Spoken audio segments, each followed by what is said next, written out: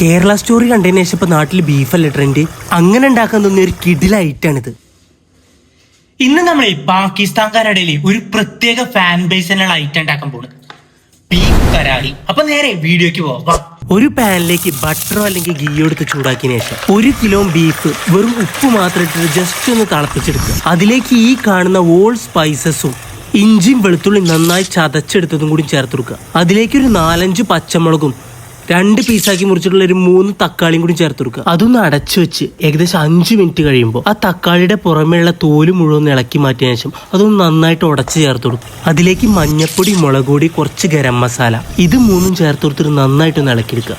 ഒരു 5 മിനിറ്റിൽ ആ മസാലയൊക്കെ പിടിച്ചതിന് ശേഷം അതിലേക്ക് നല്ല കട്ട തൈര് ചേർത്ത് കൊടുക്കുക. അതൊന്ന് നന്നായിട്ട് മിക്സ് ചെയ്തതിനു ശേഷം അടച്ചു വെച്ചിട്ട് ഒരു 15 മിനിറ്റ് വേവിച്ചെടുത്തുണ്ടല്ലോ നമ്മളെ സാധനം ഏകദേശം അവിടെ റെഡിയാവും. അതിനുശേഷം അതിലേക്ക് നീളത്തിൽ അരിഞ്ഞിട്ടുള്ള ഇഞ്ചിയും പച്ചമുളകും മല്ലിയിലയും കൂടി ചേർത്ത് കൊടുത്തിട്ടൊന്ന് അടച്ചു വെക്കുക.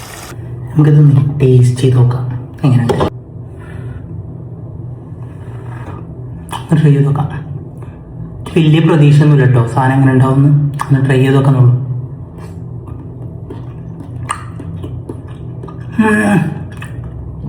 സൂപ്പർ സാധനം എന്തായാലും നോക്കിക്കോളി. അടിപൊളി മോനെ. മീറ്റിൻ്റെ ഒരു ടേസ്റ്റ്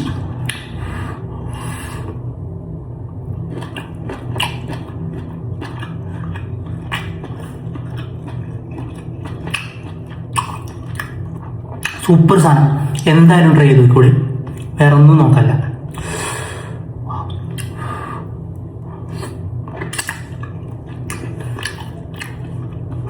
ഒന്നും പറയല്ല, അടിപൊളി സാധനം. എന്തായാലും മസ്റ്റ് ട്രൈ ചെയ്തിട്ടുണ്ട്.